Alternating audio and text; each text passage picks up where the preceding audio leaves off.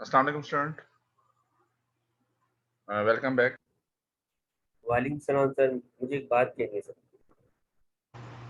Ji please Raza. Sir वो पिछले section में मैं नहीं था क्योंकि वो लाइट गई हुई थी मेरी, तो इस सेक्शन में वो प्रेजेंट लग गई है सर, आपने लगा दी है तो मेरी एब्सेंट अच्छा लगी हुई है।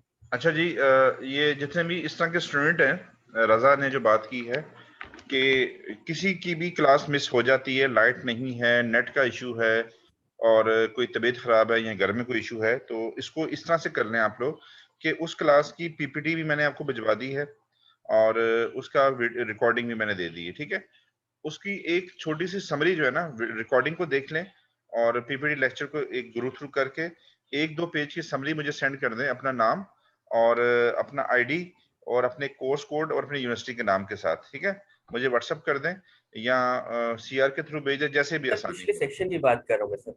जी, पिछले सेशन में आप क्लास में थे क्या? पिछले सेक्शन में नहीं था, बाकी सारी क्लास अटेंड की है मैंने। नहीं तो उसकी आप करेंगे ना, आप उसकी उसकी भी आप कर देना। आप जिस क्लास में नहीं थे उसकी अटेंडेंस इस तरह से होगी कि आप छोटी सी एक समरी एक पेज की दे के दे दें। दो, हमने लास्ट टाइम क्या पढ़ा था रजा? हमने एग्रीकल्चर के ऊपर बात की थी ना। ठीक है, यस उस सर, उस लास्ट क्लास में सर मैं था सर। अच्छा, उससे पिछले में नहीं थे, उसमें पिछले में भी हम एग्रीकल्चर पे थे।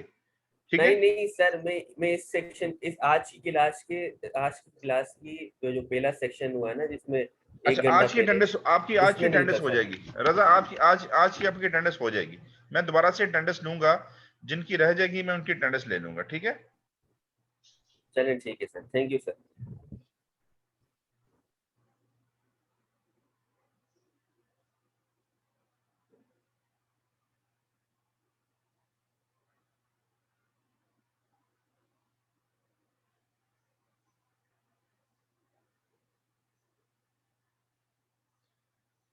अच्छा जी स्टूडेंट, हम आगे चलते हैं। इशू ये था कि इस तरह की जो भी जैसे रजा है, रजा तो वो चले, कोई इशू था, जिन इनकी होल क्लास तो मिस नहीं हुई है। अच्छा रजा, ऐसा है कि जो फर्स्ट सेशन था और जो अभी ज्वाइन कर रहे हैं, हमने वो सारा का सारा प्लानिंग पे रखा था कि किस तरह से हमारा मिड टर्म होगा, उसको आप देख लीजिएगा रिकॉर्डिंग को। अब मैं आपके चलता हूँ, आपकी जो मेन आपका जो आज का लेक्चर है उस पर चल रहा हूँ और साथ साथ लोग ज्वाइन भी कर रहे हैं, तो मैं अपने लेक्चर को आगे बढ़ा रहा हूँ। ये 2 सेशन हमारे मजीद रहते हैं, एक सेशन हो चुका है, तो मैं अटेंडेंस जो है वो बाद में एंड पे मैं दोबारा से कॉल कर लूंगा। फिर भी किसी की अटेंडेंस रह जाए, सुन लें, अगर फिर भी किसी ने क्लास ज्वाइन की हो और अटेंडेंस रह जाए, तो उसको इस तरह से कर दिया करें कि आप ग्रुप में अपना नाम और आईडी के साथ मैसेज कर दिया करें। ठीक है, ओके स्टूडेंट। तो आज का जो लेक्चर है हमारा, ये आपको स्क्रीन नजर आ रही होगी, स्क्रीन नजर आ रही है स्टूडेंट आपको? Hello? No sir. No sir. है? No no sir. सर। आपको स्क्रीन शेयर नहीं हो रही है? No sir. Yes sir. अच्छा, स्क्रीन शेयर नहीं हो रही है,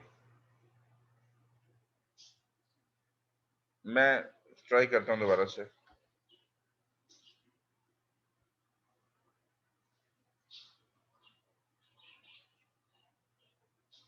अभी हो रही है? जी सर, हो गई। हो गई हो गई। जी सर। हो गया। अच्छा जी, आज का ये जो लेक्चर है, ये हमारा इकोनॉमिक एनालिसिस का 7 लेक्चर है और मैंने जिस तरह से आपको आपकी आउटलाइन बताई थी, ये इंडस्ट्री से कंसर्न है और इसके साथ में मजीद मुझे शायद कोई बैकअप क्लास रखनी होगी, क्योंकि इसके साथ एक और पीपीटी भी अटैच मैं बाद में करूंगा, शायद कितना ये कवर होता है आज। अच्छा, इंडस्ट्री, पहली बात है, इंडस्ट्री हम किसे कहते हैं?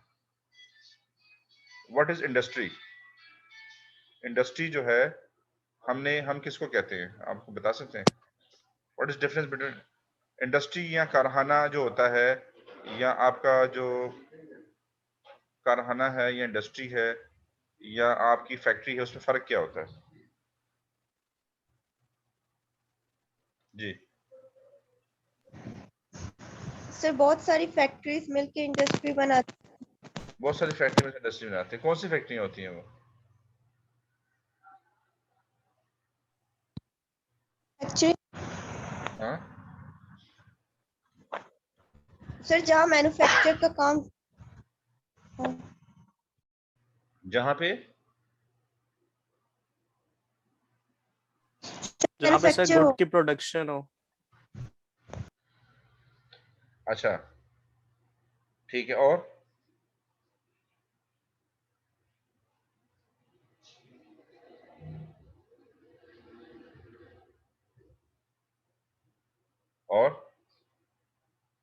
अच्छा देखिए, अभी कहा गया कि जब बहुत सारी फैक्ट्रीज मिल जाती हैं तो एक इंडस्ट्री बन जाती है,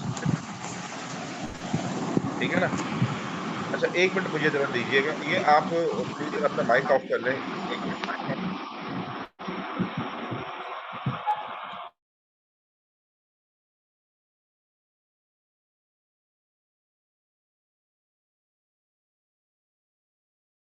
अच्छा एक मिनट प्लीज, जरा मैं ये नेट को मैं जरा ठीक करूं, जरा प्लीज एक मिनट रुकिएगा प्लीज।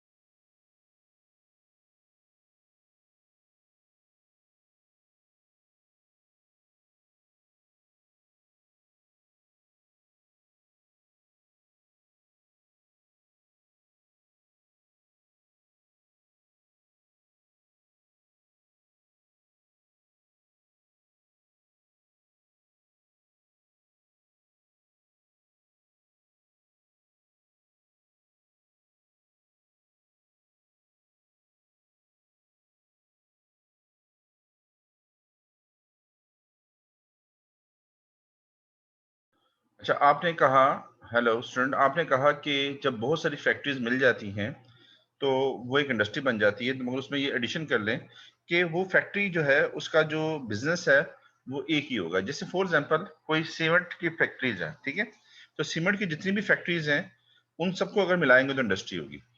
अच्छा पेंट है तो पेंट की फैक्ट्रीज हैं, उन सबको मिला देंगे तो इंडस्ट्री हो जाएगी। तो एक जैसी प्रोडक्ट होनी चाहिए, ठीक है, एक जैसी सर्विस होनी चाहिए, एक जैसी होनी चाहिए। जैसे टेलीकम्युनिकेशन है या इस तरह की जो चीजें होंगी जो एक जैसे प्रोडक्ट पे काम कर रही हैं वो हमारी इंडस्ट्री कहलाएंगी, ठीक है। अच्छा अब पाकिस्तान की इंडस्ट्री के हवाले से हम थोड़ा सा डिस्कस करेंगे। आप मुझे बताएं कि किसी भी कंट्री की जो इकोनॉमिकली कंडीशन होती है उसमें सबसे मेन किरदार किस चीज का होता है? पहला तो एग्रीकल्चर, उसके बाद जो इंडस्ट्रीज है। सबसे ज्यादा जो उसका मेन किरदार होता है, रोल होता है, वो इंडस्ट्री का होता है, ये ख्याल रखिएगा। आपकी इकोनॉमिकली जो कंडीशन होती है, एक सादी जो सूरत-ए-हाल है, उसका सबसे ज्यादा जो दारोमदार है इंडस्ट्री के ऊपर है। आप कहेंगे सर क्यों? अच्छा अब मुझे बताएं कि फॉर एग्जांपल एक छोटा सा एक कंट्री है दुबई। दुबई में कोई इंडस्ट्री नहीं है मगर वो बहुत ज्यादा रिच कंट्री है, इसकी रीजन फिर क्या है? जी नेचुरल रिसोर्सेज। कुछ भी नहीं है, नहीं नेचुरल रिसोर्सेज तो हैं, उसके अलावा सर टूरिज्म उनका इंडस्ट्री। प्राइमरी टूरिज्म पे है। टूरिज्म। अच्छा अच्छा मुझे बताएं कि अगर दुबई में इंडस्ट्री नहीं है तो क्या वो आगे भी उसके मामला ठीक चलेंगे? ये श्योरिटी है, गारंटी है?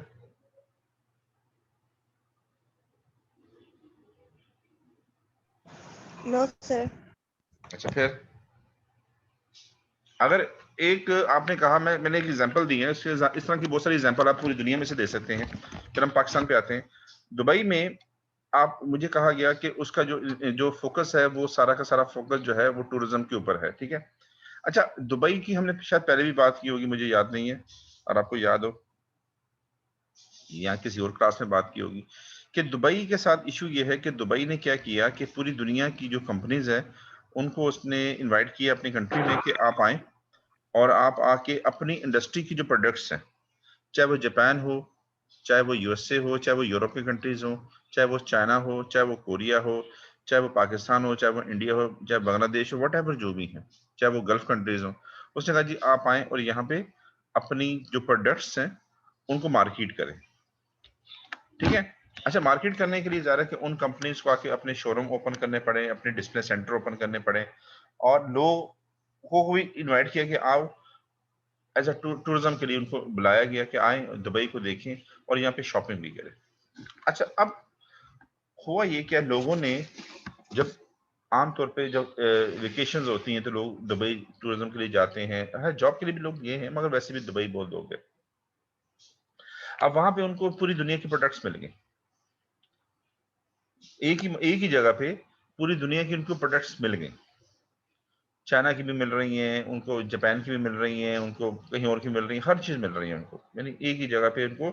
अच्छा, इस तरह दुबई में लोगों ने जाना शुरू किया और वहां पे जाके परचेजिंग शुरू की। अच्छा, दुबई को भी फायदा हुआ, ज़्यादा लोग आ रहे हैं टूरिज्म से, उसको पैसा मिल रहा है, कंपनीज आ रही हैं, इन्वेस्टमेंट कर रही हैं, उसको फायदा हो रहा है। अब दुबई क्या इसी हालात में आगे बढ़ता रहेगा? ये स्ट्रेटजी उसकी सही है या सही थी कि वो प्रोडक्ट बन कहीं और रही है उनकी कंट्री में, मगर वो आके वो वहां पे उनको सेल करने की कोशिश कर रहे हैं? क्या ये स्ट्रेटजी ठीक थी दुबई की? जी, वो प्रोडक्ट दुबई में नहीं बन रही है, वो वहां पे सेल हो रही है। जी सर, इससे प्रोडक्शन पे तो इफेक्ट आएगा, तो इन्हें चाहिए था कि प्रोडक्शन सेल करीब रखते कि जिससे इन्हें बेनिफिट होता और अपने प्रोडक्टिविटी करता, किसी और पे डिपेंडेंट ना होता। अच्छा, तो क्या इफेक्ट क्या पड़ रहा है? ये इफेक्ट क्या होगा? सर, कॉस्ट पे फर्क पड़ रहा है ना। अगर एक चीज की कॉस्ट पहले कम आनी थी, ट्रांसपोर्टेशन एक्सपेंस ऐड नहीं होगा, अब उसमें वही चीज ऐड होगी, तो इससे इफेक्ट पड़ेगा उस पर। किस पे? यूजर को? अच्छा, और यूजर अगर सिर्फ डील कर रहा है वहां जाके और वो चीजें डायरेक्ट, अगर फॉर एग्जांपल एक मैं हूं या आप हैं, हम दुबई जाते हैं और दुबई में जाके एक चाइना की कंपनी को ऑर्डर दे देते हैं और वो चाइना की कंपनी हमें डायरेक्ट शिपमेंट कर देती है, तो उससे क्या नुकसान हो रहा है दुबई?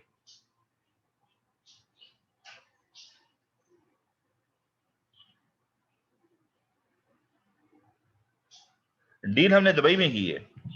सर, बाहिर तो कोई नुकसान नहीं हो रहा, क्योंकि वो से मतलब खुद प्रोडक्शन नहीं कर सकते, वो दूसरों को मौका दे रहे हैं। इसके बदले में जो चाइनीज लोग वहां पे रह रहे होंगे, जो रिहाइश कर रहे होंगे, जो खा पी रहे होंगे, कंजप्शन कर रहे होंगे, तो उसके बदले में गवर्नमेंट को इनकम उसके मिल रही होगी, तो बाहिर तो और नुकसान नहीं है, वो बट प्रोडक्शन के हिसाब से।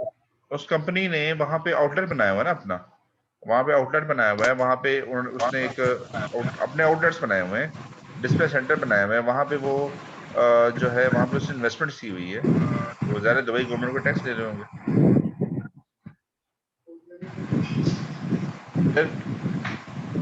ये जितनी भी चीजें हैं, मैं सर ये कहना चाह रहा हूँ कि ये स्ट्रेटजी क्या थोड़ी देर से के लिए कामयाब है, शॉर्ट टर्म के लिए स्ट्रेटजी बेहतर है या लॉन्ग टर्म के लिए भी बेहतर हो सकती है? आपका जो सारा का श्योर दारोमदार सर, है लॉन्ग में। वो लॉन्ग नहीं, देखें अब इस कंट्री की जितना भी जो डिपेंडेंट है, जो दारोमदार है, वो दूसरी कंट्रीज की प्रोडक्ट के ऊपर है, उसकी अपनी प्रोडक्ट्स नहीं है, वो डिपेंड किस पे कर रही है? वो डिपेंड, हाँ। अब देखो, अब हुआ ये, अब सुने, अब आप किसी ने और ने बात करनी है प्लीज, किसी और ने बात करनी है इसके ऊपर? मैं आगे बात कर रहा हूँ। देखिए, उसमें हो ये रहा है कि दुबई ने रियलाइज किया कि अगर इस तरह की मार्केट्स और बन जाती हैं तो हमें क्या होगा, हमें तो कोई फायदा नहीं होगा। क्यों ना हम खुद ये उन कंपनीज को यहाँ बोलें कि यहाँ की इंडस्ट्री लगाए। जब एक कंपनी इंडस्ट्री वहां लगा लेगी तो जाहिर है कि फिर वो जब इन्वेस्टमेंट करेगी, सामान बनाएगी, तो वो सामान को फिर इंपोर्ट एक्सपोर्ट को सारी चीजें दुबई के थ्रू ही होंगी। अभी तो नहीं हो रही ना, अभी तो वहां डील हो रही है, वहां तो डिस्प्ले सेंटर है, चीजें तो शिपमेंट हो जाती हैं। तो कहने का मकसद ये है भाई कि दुबई ने रियलाइज कर लिया कि भाई मेरी अपनी इंडस्ट्री बूस्ट होनी चाहिए, कल को ये लोग यहाँ पे आए ना आए, ठीक है ना, कल को ग्वादर बन गया। अब देखो, ग्वादर को अगर आपने मैप पे देखें तो उसी जगह पे है जहां दुबई है, दुबई अंदर गली में जाके है और ग्वादर जो है बिल्कुल मेन रोड पे है। चेक कर ले, आप बिल्कुल चेक कर सकते हैं आप मैप में कि जो लोग भी दुबई में आते थे उनको ग्वादर ज्यादा इजी रहेगा। कल को अगर ग्वादर जो है उसकी जगह ले लेता है, एक इंडस्ट्रियल, एक जो भी वो जो आप कह रहे हैं ट्रैवलर हैं या वट जो भी लोग हैं, ठीक है, वहां पे तो ट्रैवलर भी जा रहे हैं, अगर वो कल को ग्वादर की तरफ आते हैं तो उनको वही चीजें बहुत इजीली एक्सेसिबल है। आप देखो ना, आप किसी भी मार्केट में चले जाओ,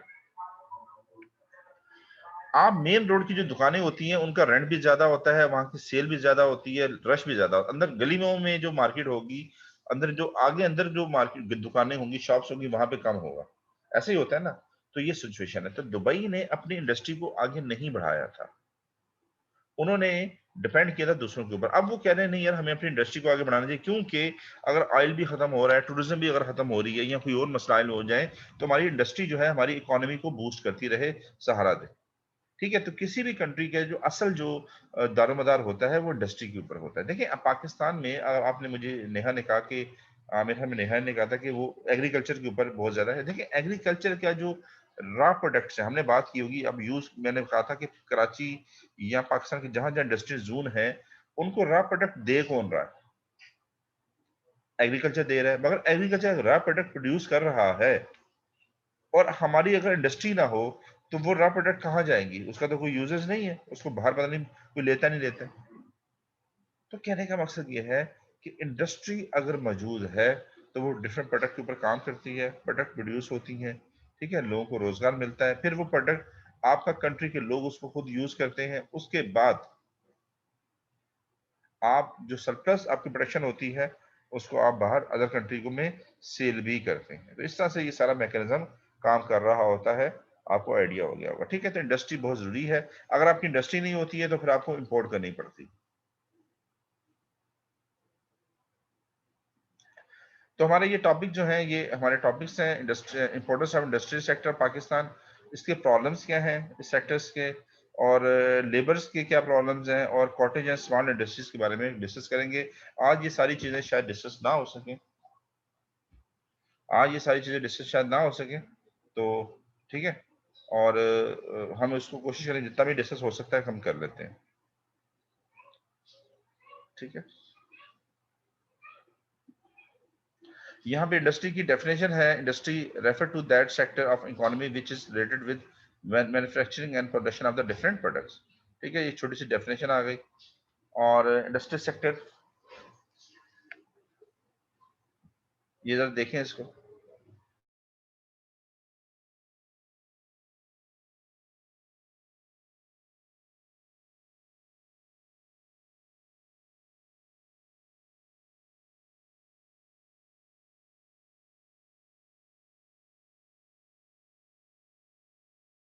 यहाँ पे जो इंडस्ट्रियल सेक्टर के फंक्शन है, industrial sector is of great importance for economic development of country. Industrial sector is of great importance for economic development of country. It is historical fact that countries with strong industrial sector have showed more economic growth and development. Industrial sector have shows improvement in national income and promoted living standard of the population. वो चीजें आपके लोगों को भी मिल जाती हैं सस्ती। अच्छा फॉर एग्जांपल पाकिस्तान में अगर अपनी गाड़ियां बने, हम अपनी गाड़ियां बनाएं, तो वो गाड़ियां सस्ती होंगी एज कम्पेयर टू बाहर से आती हैं। पाकिस्तान में टीवी हम खुद बना रहे हो, फ्रिज हम खुद बना रहे हो, एसी हम खुद बना रहे हो, और हर चीज हम खुद बना रहे हैं, तो क्या वो चीजें सस्ती होंगी या वो महंगी होंगी? बताएं मुझे।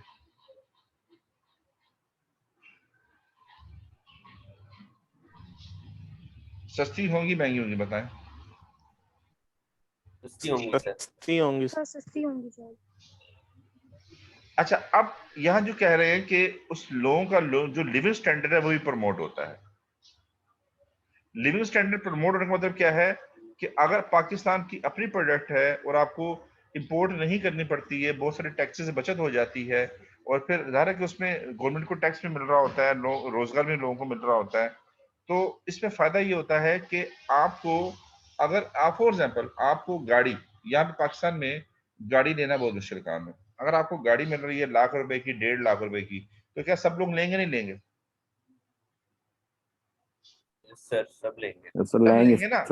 अब अच्छा हर बंदे को एसी मिल जाता है, 10,000 का एसी मिल जाए, 5,000 का टीवी मिल जाए, 3,000 का लैपटॉप मिल जाए, ये जो मोबाइल 20,000 वाला है, 25,000 वाला है, ये आपको 3,000 5,000 में मिल जाए मोबाइल, जो इतना पैसा मोबाइल पे, तो क्या होगा इससे? ये सारी इंडस्ट्री यहाँ पे हो, तो ये सारी की सारी चीज, हमें पैसा जो बाहर जा रहा है और ये सामान हम ले रहे हैं, ये पैसा बचेगा नहीं बचेगा? और चीजें भी सस्ती मिलेंगी हमें। हम जब ये चीजें खरीदते हैं यस सर। दूसरे कंट्रीज से, तो हमारा पैसा बाहर जाता है ना। या मैंने आपको बताया था कि बैलेंस ऑफ पेमेंट को वो बैलेंस किया जाता है, ठीक है। तो ये जो पैसा है, ये जो बाहर जा रहा है, हम चीजें खरीद रहे हैं, तो ये बचेगा। ये जो पैसा बचेगा तो ये यहाँ पे खर्च होगा, लोगों की डेवलपमेंट पे होगा, इंफ्रास्ट्रक्चर पे होगा, नई यूनिवर्सिटीज बनेंगे, नए स्कूल बनेंगे, नए कॉलेजेस बनेंगे, और सहूलतें दी जाएंगी, एजुकेशन पे खर्चा होगा, ठीक है, आपका हेल्थ पे खर्चा होगा, आपका जो है इंफ्रास्ट्रक्चर, रोड बनेंगे, ब्रिज बनेंगे, और चीजों पे बेहतरी भी आएगी, तो पैसा बचेगा ना। इंडस्ट्री अगर नहीं है तो आपको चीजें बाहर से मंगवानी है, इंडस्ट्री नहीं है तो चीजें आपको बाहर से मंगवानी है, बाहर से मंगवानी है तो पैसा देना पड़ेगा। एक तो पैसा जा रहा है, ऊपर से वो चीजें आपको महंगी मिल रही हैं, लोगों का लिविंग स्टैंडर्ड जो है वो। अच्छा अब मुझे बताओ ना, ये जो गाड़ी है, फॉर एग्जाम्पल 4x4 टोयोटा की गाड़ी है, वीगो है, या लैंड क्रूजर है, ठीक है ना, इस तरह की जो है, जैसे पजीरो जैसी जो गाड़ियां हैं, अब ये गाड़ी कितने की है, ये क्या आम इंसान को अफोर्ड कर सकता है? No sir. नहीं कर सकता, क्योंकि इतनी महंगी गाड़ी है कि नो आप, सर। क्योंकि ये गाड़ी बहुत महंगी है। अच्छा महंगी है तो उसमें टैक्सेस भी बहुत सारे लगते हैं। यही गाड़ियां अगर पाकिस्तान में बन रही हो और आपको 10 लाख में मिल जाए तो शायद अफोर्ड कर लें आप। तो कहने का यस मकसद सर। भाई, ठीक है ना, हर बंदे के पास अपनी गाड़ी हो, हर बंदे के घर में एसी हो, हर बंदे के पास लैपटॉप हो, हर बंदे के पास जो है ना अच्छा मोबाइल फोन हो, ठीक है ना, हर सहूलत उसके घर के अंदर हो, तो उसका लिविंग स्टैंडर्ड बढ़ेगा ना। आपकी इंडस्ट्री हर चीज खुद बना रही हो, पाकिस्तान हर चीज खुद बना रहा हो, जो जो चीज आपको चाहिए, तो आपकी इंडस्ट्री जो है ना आगे बढ़ेगी। अगर आप नहीं बनाते हैं तो आपको बाहर से लेना पड़ता है, ठीक है ना। तो इसलिए देखिए, इकोनॉमिक ग्रोथ तो है आपकी इकोनॉमिक ग्रोथ की जहां तक बात है, और आपकी वो है स्ट्रॉन्ग इंडस्ट्री जो है, वो आपकी इकोनॉमिक ग्रोथ तो करेगी, ये लिखा हुआ है कि इकोनॉमिक ग्रोथ एंड डेवलपमेंट तो होगी, मगर लोगों का स्टैंडर्ड ऑफ लिविंग भी बढ़ेगा, ठीक है। तो ये जो है, ये बहुत अहम चीज है, ये उसको ध्यान में रखिएगा, ठीक है। आगे चलते हैं। अब ये इंडस्ट्रीज में पाकिस्तान में, ये आपकी जो टेक्सटाइल इंडस्ट्री है, स्पोर्ट इंडस्ट्री है, टेलीकॉम इंडस्ट्री है, सीमेंट इंडस्ट्री है, सर्जिकल इंडस्ट्री है, शुगर इंडस्ट्री है, डिफेंस इंडस्ट्री है, ऑटोमोबाइल इंडस्ट्री है, फैशन इंडस्ट्री है, फर्टिलाइजर इंडस्ट्री है, ऑयल एंड गैस इंडस्ट्री। अच्छा आप मुझे ये बताएं कि जब आपका मेरे ख्याल में कोई सेशन हुआ था कि आप लोग वहां गए थे, स्टॉक एक्सचेंज में गए, कौन गया था? सलार आप गए थे? नेहा कौन गया था? स्टॉक एक्सचेंज का विजिट हुआ था आप लोगों का, Yes. तो वहां पे जो भी, सर गए थे हम। अच्छा, ये जो लिखा होता है KSE 100, तो इसका मतलब क्या होता है? KSE का मतलब क्या है? कराची स्टॉक एक्सचेंज, ठीक है। और उसमें आपने देखा होगा कि जो भी कंपनी का जो इंडेक्स बना हुआ है, ये इंडस्ट्री वाइज बना होता है, कि हर इंडस्ट्री की जो टॉप कंपनी है वो शो हो रही होती है उस इंडेक्स में। आपको समझाया गया था मैकेनिज्म कि ये KSE इंडेक्स का मतलब क्या है।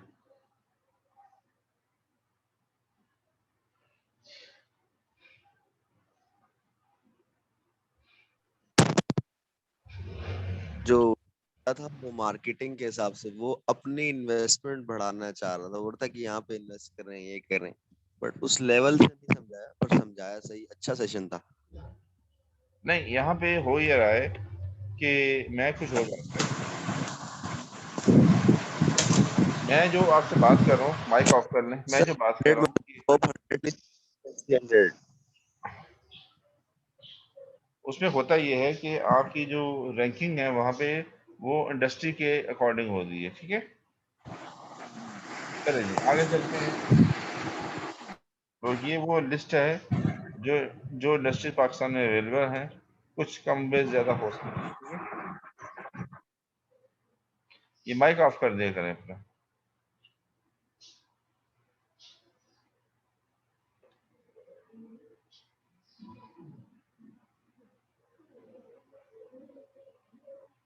अच्छा जी,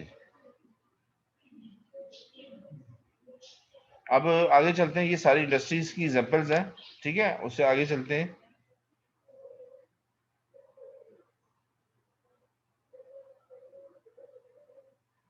अब ये क्या चीज है? अचीवमेंट्स। पाकिस्तान की अचीवमेंट्स क्या है? कि 4th largest Grover of the cotton after USA China of India. ठीक है, चाइना यूएसए इंडिया के बाद हम 4th लार्जेस्ट कॉटन जो है वो ग्रोवर है। ठीक है, ठीक है, और इससे कंसर्न जो भी प्रोडक्ट्स हैं। 3rd largest consumer of cotton, हम 3rd लार्जेस्ट कंज्यूमर भी हैं कॉटन के। अच्छा, third largest exporter of cotton textile. ठीक है,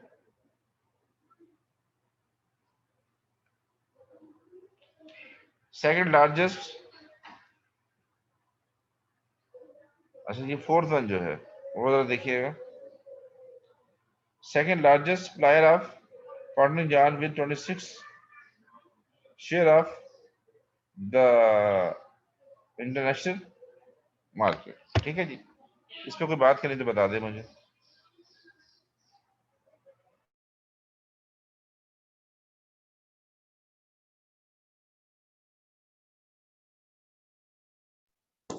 सर अचीवमेंट थर्ड कंज्यूमर कैसे हो सकता है? मतलब जो चीज कंज्यूम हो रही है उससे तो इतना बेनिफिट नहीं होगा ना हमें, अगर हम घर पे चीज घर पे बेच रहे देखिए, अचीवमेंट का मतलब यहाँ पे इसको इस तरह ले लें कि हम कंज्यूम करने वाले हैं ना, तो हमारे पास एक चीज अपनी है तो हम कंज्यूम कर रहे हैं। अपनी ना होती तो महंगी होती ना। ठीक है, इसका जो आपके आपकी जो क्वेश्चन भी ठीक है, मगर अगर हम उसको ग्रो ना करते तो हम यूज भी नहीं कर सकते थे। ठीक है ना, अगर हमने एक चीज ग्रो की, एक चीज प्रोड्यूस की, तो हम कंज्यूम कर रहे हैं। अदरवाइज इसकी कॉस्ट जो है वो डबल ट्रिपल होती, इसकी कॉस्ट बहुत ज्यादा होती। ठीक है, आगे चलें जी, इसको माइक को ऑफ कर ले अपने।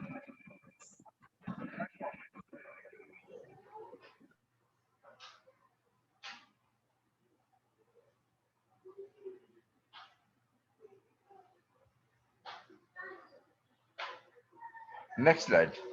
अच्छा, प्रोडक्ट्स में आपके वूल फैब्रिक है, ये कुछ ऐसी चीजें हैं कि अगर इसको देख नॉलेज के लिए आपके, ये टेक्सटाइल इंडस्ट्री की बात कर रहा है। पावर लूम प्रोडक्ट्स हैं, स्कार्फ है, ब्लैंकेट है, विंटर शॉल्स हैं, हैंड एम्ब्रॉयडर्ड शॉल्स हैं, टेक्सटाइल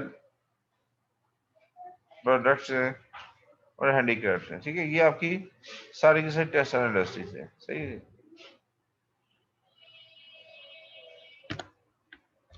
अच्छा, यहाँ पे कुछ डेटा दिया हुआ है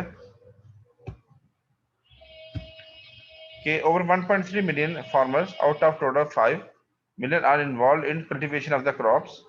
ठीक है, एक डेटा है कि 5 मिलियन जो लोग हैं वो कल्टीवेट कर रहे हैं क्रॉप्स। ठीक है, industrial sector is the second largest individual sector of the economy according for 24% GDP. Industrial sector जो है वो सेकंड है एग्रीकल्चर के बाद है। ठीक है, तो ये जीडीपी को दे रहा है 24%। और मैंने आपको पहले भी बताया था कि ये जो चीजें होती हैं, ये जो स्टैटिस्टिकल फिगर्स होते हैं, ये कभी भी ट्रू नहीं होंगे, या कभी भी एक जैसे नहीं रहते, कभी कम हो जाते हैं, कभी ज्यादा हो जाते हैं। ठीक है, अच्छा 10 मिनट के बाद आपका ये सेशन कंप्लीट हो जाएगा।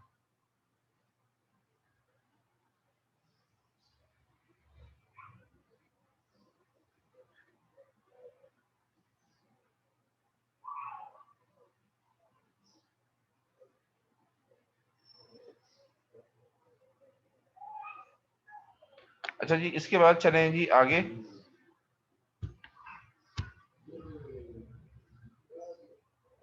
सॉरी, ये थोड़ा सा फर्टिलाइजर्स।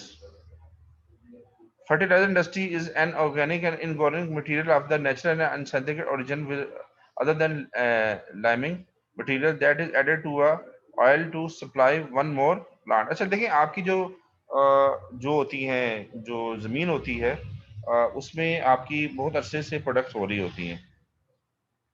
ठीक है, बहुत अरसे से प्रोडक्ट हो रही होती है, तो वो जो प्रोडक्ट्स हैं उसको जो है आप और बेहतर करने के लिए कि पर एकड़ में इतनी ज्यादा जो आपकी जो प्रोडक्शन हो रही है वो कम हो रही है, क्योंकि जमीन मुसलसल प्रोडक्शन करते करते उसकी ताकत में कमी आ जाती है। तो आप उसको जो है जो भी उसके मिनरल्स हैं वो कम होते हैं, तो आप उसको मिनरल बढ़ाने के लिए, जैसे आप बीमार होते हैं तो डॉक्टर आपको ताकत की दवाई देता है ना, विटामिन देता है, ठीक है। इसी तरह से आप अपनी जमीन को भी विटामिन देते हैं, मिनरल्स देते हैं, तो वो ये फर्टिलाइजर्स होते हैं और जो आपकी प्रोडक्ट्स को, आपकी जो प्रोडक्शन को बढ़ाता है, ठीक है। तो इसकी भी आपके पास फैक्ट्रीज हैं, इंडस्ट्री है। ये फर्टिलाइजिंग प्रोडक्ट्स हैं, यूरिया है, डीएपी है, ये कुछ नाम दिए हुए हैं, एनपी है, कैन है, एसएसपी है, अदर्स हैं, ठीक है। ये सारी की सारी इन्होंने दी हुई हैं। और यूरिया के तो आपने देखे होंगे कि बहुत सारे वो भी आते हैं, ऐड वगैरह भी आते थे, सोना यूरिया, सोना यूरिया, ठीक है ना, आपने देखे होंगे।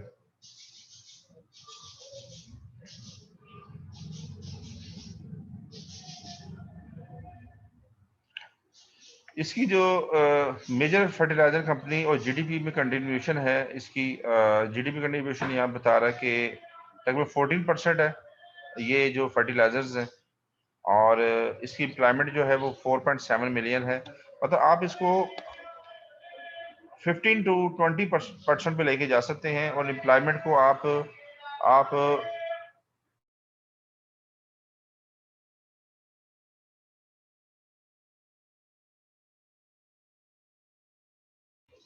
इसकी एम्प्लॉयमेंट को आप 5% पे भी लेके जा सकते हैं, ठीक है।